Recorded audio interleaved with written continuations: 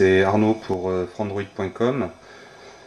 On va essayer de vous faire une présentation assez détaillée donc, du Nexus One, le nouveau téléphone de Google, fonctionnant sur la version Android 2.1. Donc nous avons déjà réalisé une petite vidéo, certes de mauvaise qualité, sur le déballage de ce fameux téléphone Google. Vous pouvez avoir tous les détails sur le site frandroid.com.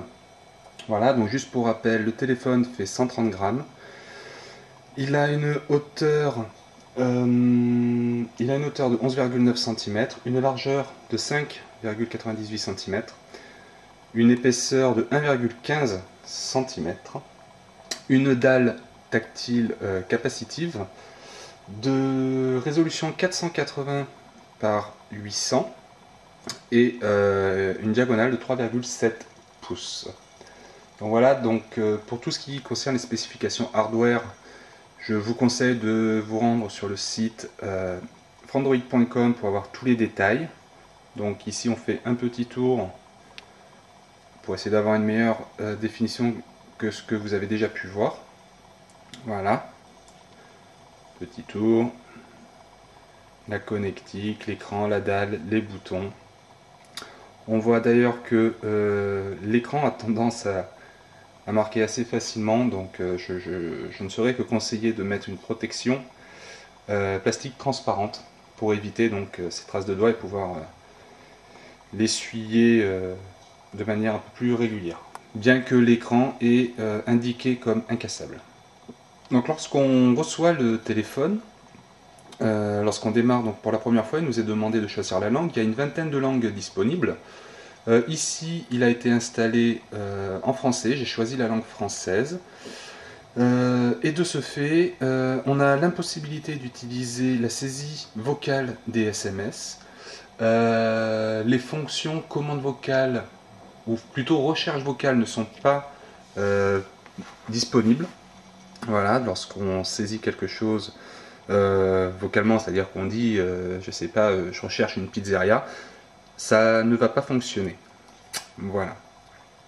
Les commandes, par contre, quand elles fonctionnent, il faudra cependant indiquer tous les termes en anglais de type open, call, open le nom du contact, open browser pour le navigateur, etc., etc. Que dire donc sur ce téléphone? Donc on va l'allumer comme ça. Donc il s'allume ici. Donc voici l'interface Android 2.1 customisée par Google. Donc j'ai déjà installé des programmes, on est d'accord. Donc ici c'est le fond d'écran. Donc fond d'écran animé, c'est la grande nouveauté de ce système.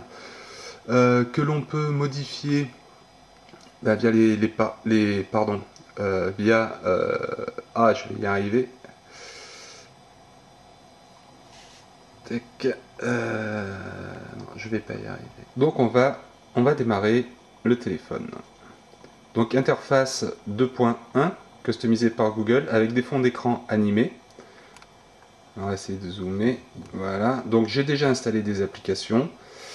On dispose de 5 écrans, contrairement aux précédentes versions, on ne disposait que de 3 écrans.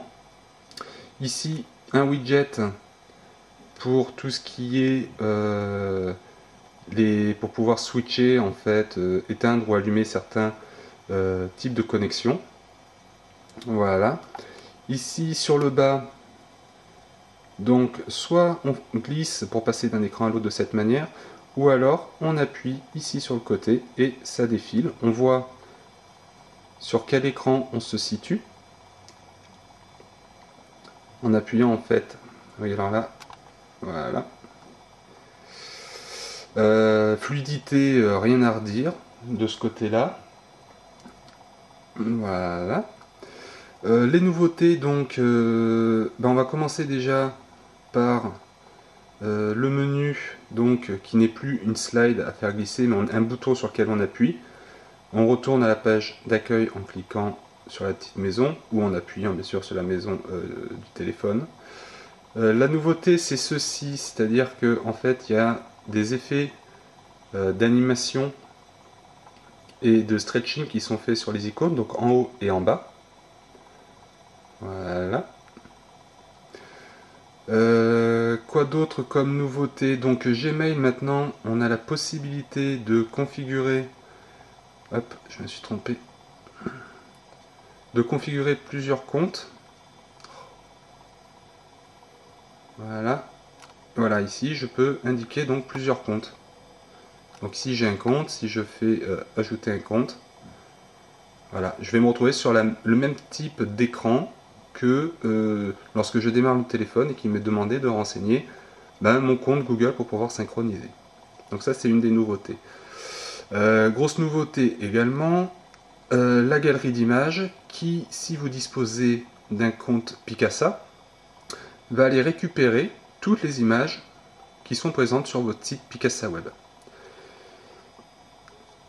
Si je regarde par exemple voilà, un album public, donc on a la possibilité, hop, on va dézoomer. Alors, soit je trie, voilà, donc ça c'est toutes les photos de l'album. Je peux trier par date. Voilà, ici il va m'indiquer, là c'est un peu flou.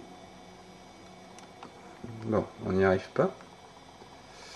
Voilà, si je fais ça, je peux cliquer ici sur Diaporama. Donc en fait, les photos sont téléchargées directement depuis Picasa et affichées à l'écran.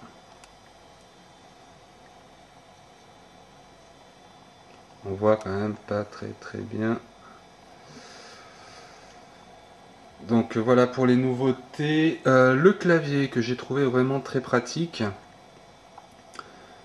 Hop, le clavier. Alors je vais par exemple écrire un mail. Voilà, menu, nouveau message. Et je crois que c'est le premier clavier sur lequel je fais... Enfin, j'ai beaucoup moins d'erreurs de saisie que sur les autres modèles. Les claviers virtuels, hein, je parle. Les touches sont un peu plus grandes, plus larges, et le nombre d'erreurs est quand même beaucoup moindre que sur tous les autres téléphones disposant d'un clavier virtuel. Concernant le navigateur, rien de bien nouveau concernant le navigateur. L'application Facebook est fournie en standard, donc c'est l'application qu'on trouve sur l'Android Market. Donc voilà, si je fais domicile, voilà, hein, c'est exactement la même chose que ce qu'on va pouvoir trouver sur l'Android Market. Donc j'allais montrer Internet, mais tout d'abord je voudrais montrer donc, le widget qui est fourni par Google pour la météo et les actualités. Donc voilà, donc moi je suis basé à Mougins, j'ai toute la météo. Ici je vais avoir les actualités. Donc ici je réserve que les actus de type science et technique. Et je peux consulter directement les infos. Donc c'est une web view, ça n'ouvre pas un navigateur, c'est vraiment intégré à l'intérieur. Voilà. Et je peux, si je le souhaite, donc partager. Je peux également ici choisir donc les paramètres de Google Météo, les paramètres concernant les actualités que je veux ou pas afficher, tous les thèmes qui sont disponibles. Donc moi c'est que le high-tech comme je l'ai spécifié, et on peut ajouter ses propres fils de discussion. Enfin de discussion, c'est d'actualité, pardon. Le navigateur, donc le navigateur par défaut se trouve ici. Voilà, on va aller